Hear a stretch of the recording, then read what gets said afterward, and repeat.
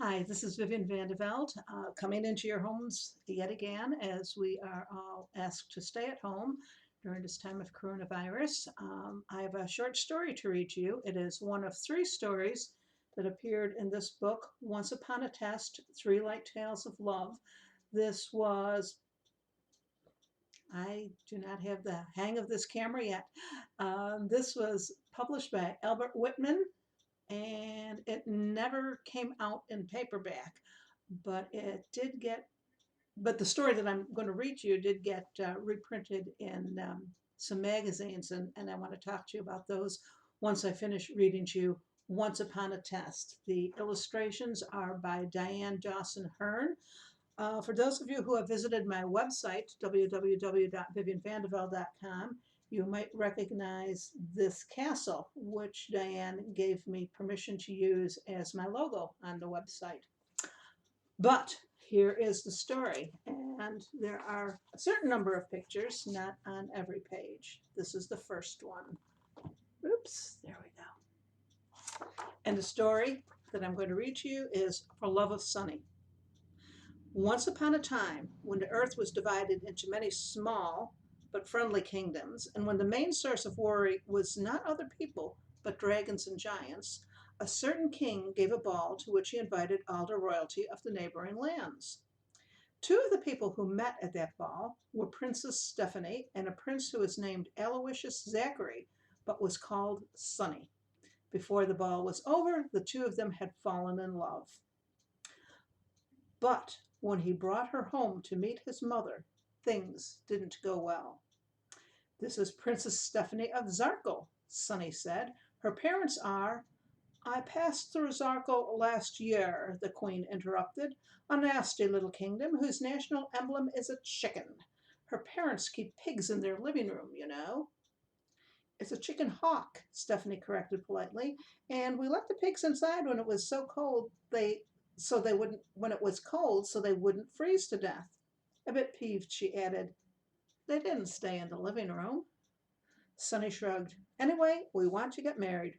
"Fine," his mother said, "as soon as she passes the test." "Test?" he said. "What test?" "She has to perform 3 deeds." "Yes?" the princess asked somewhat warily. "You have to kill the giant that lives in the valley and the dragon that lives on the mountain. And then, let's see, the third thing is you have to answer 3 questions." "That's ridiculous!" Stephanie cried. "I never heard of a princess having to win the hand of a prince. If there's a test, it's usually the other way around." "We have the rule," the queen purred, "to make sure our prince marries someone worthy of him."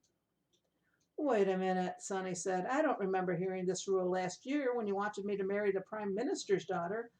"The rule only applies to foreign-born princesses," the queen smiled. "Good day." Stephanie waited until the queen left, then said, "What kind of questions, I wonder? I'm no good at riddles. Of course, I'm even worse at history. I hope there aren't historical questions. I don't mind doing all the dangerous stuff, but I'd hate to do it only to fall on my face over who discovered what when." "Don't be silly," Sonny said. "You can't go running all over the countryside killing dragons and giants." "We'll never see each other again if I don't," she reasoned. "Could you be happy with the prime minister's daughter?"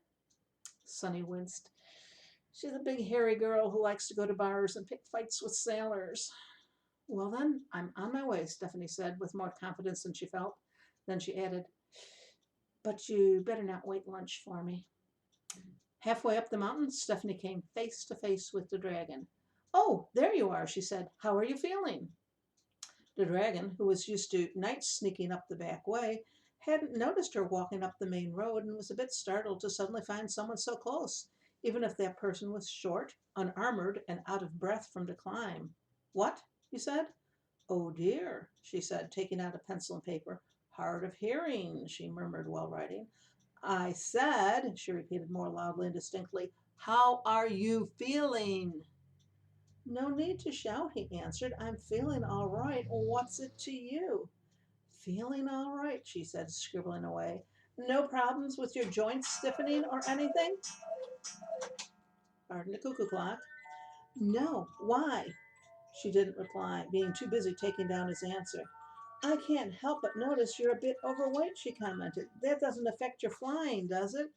Listen, little girl, you're treading on dangerous ground. She started writing again. Seems to have a touchy temperament, she read out loud. What are you doing? He screamed at her. She looked up surprised. I'm taking notes on your physical condition. But why? To know who to bet on for the fight. The dragon said. What fight? With the giant. Now, why would I want to fight the giant? Because he's telling everyone you've been sitting here for too long, these are his words, on your fat dragon's behind, and he's going to come up here and take all your gold away from you. The dragon hissed. A dragon's youth is primarily spent stealing gold, and the rest of his life is devoted to gloating over what he's managed to accumulate. This particular dragon was very old. He had accumulated a lot of gold and invested a lot of time in gloating. Let him try, he warned, smoke pouring out between clenched teeth. But despite his anger, he had enough presence of mind to make a mental note to raid the kingdom. After all, if the citizens had enough money to throw away on foolish bets, they had enough money to steal. Stephanie pointed down the mountain slope. The giant was coming, pushing a huge empty wheelbarrow, but stopping periodically to burp or scratch his belly and yawn. Stephanie had wakened him from a peaceful sleep earlier that morning. Well, actually, it was afternoon. He was a very lazy giant. By sitting outside his cave and crying loudly. Shut up or I'll come out and eat you, he had shouted from bed. Encouraged, Stephanie had gotten louder. What is the matter with you, he warned. Don't you know a people-eating giant lives here? Oh, what difference does it make, the girl wailed. My brothers have killed each other fighting over the dragon's gold. Killed each other, eh? He chuckled. And what was the dragon doing during the fight? He was just lying there, dead. Dead? The giant was suddenly very interested. Oh, woe is me. All that gold, more than enough for the two of them, and now they're dead. The gold, the giant called. Is it still there? But Stephanie didn't answer. She hid behind a tree and pretended she had run away. Then she watched as the giant stopped only long enough to eat a couple of cows and to dig his wheelbarrow out from under a pile of unwashed laundry and empty beer kegs. When he looked ready to start up the mountain to loot the dragon's den, she ran ahead of him. Now, nothing could have surprised the giant more than to see the dragon tearing down the mountain straight at him. Hey, he yelled. The dragon's claws reached out to crush his throat. The giant picked up his wheelbarrow and brought it down on the dragon's head. The dragon turned around and used his spiked tail to knock the giant over. On his way to the ground, it was a long way for the giant, he pulled up a tree and jabbed the dragon in the stomach. The dragon set the tree on fire with a blast of flame, but then got lost in the smoke. The giant took a running start toward where the smoke was thickest and bowled into the dragon. Stephanie watched as the two of them fell off the edge of the mountain. Let go of my wing, the dragon screamed, unable to fly with only one. If I do, I'll fall, the giant answered. You're falling anyway, stupid. Let go and I'll fly under you and catch you on my back. But a giant wouldn't trust a dragon, so together they fell down the side of the mountain and were never heard from again. I'm ready for the questions now, Stephanie said. She and Sonny and the Queen and the Prime Minister and the not-so-Prime Ministers were all in the throne room. The Queen signaled the Prime Minister to step forward. He still hoped his daughter would marry Sonny and had stayed up all night helping the Queen think up impossible questions. Sonny threw kisses across the room at Stephanie, who winked at him. The Prime Minister cleared his throat and the royal trumpeter blew a flourish. Stephanie screamed. What she screamed was the call the Zarkle pig farmers had taught her the previous winter. Sweet! Pig, pig, pig, pig, pig! Then she dropped down to her hands and knees and made grunting noises, all the while nipping at the Prime Minister's ankles. The Queen stood with her mouth hanging open. The not-so-Prime Ministers turned to each other and rolled their eyes. What's the matter with you? The Prime Minister cried. Stephanie jumped up. Absolutely nothing, she said. Second question. What? He yelped.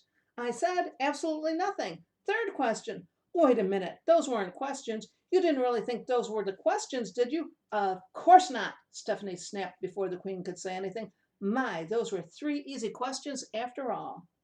Sonny, who had blown a kiss after every answer, motioned the trumpeter to do another fanfare. Then leapt to Stephanie's side and kissed her. My hero, he whispered. The Queen stamped her foot. You horrible girl, she screamed. You know, we have a rule of my own. I'm sorry. You know, we have a rule of our own in my country, Stephanie said. It's this. Anyone who doesn't like the bride doesn't get an invitation to the wedding. The Queen threw her crown on the floor and wailed, Oh, what's to become of us? That's a fourth question, but I'll answer it anyway, Stephanie said. We'll probably all live happily ever after. And she was right, for the Queen calmed down and was invited to the wedding after all. The Prime Minister's daughter ran off with a tobacco chewing juggler from the circus, and Sonny and Stephanie ruled together for many peaceful years. Here is the final picture. Oops. I forgot to show you one in the middle.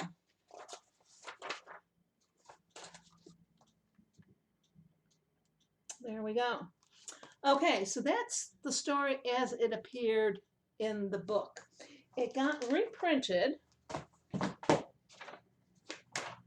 sorry, in Cricket magazine from, too long ago to remember, December 1986. Woo!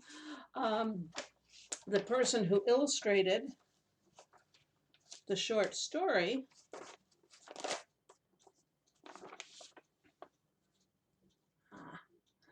was Trina Shard Hyman, who also did the illustrations for my book, A Hidden Magic.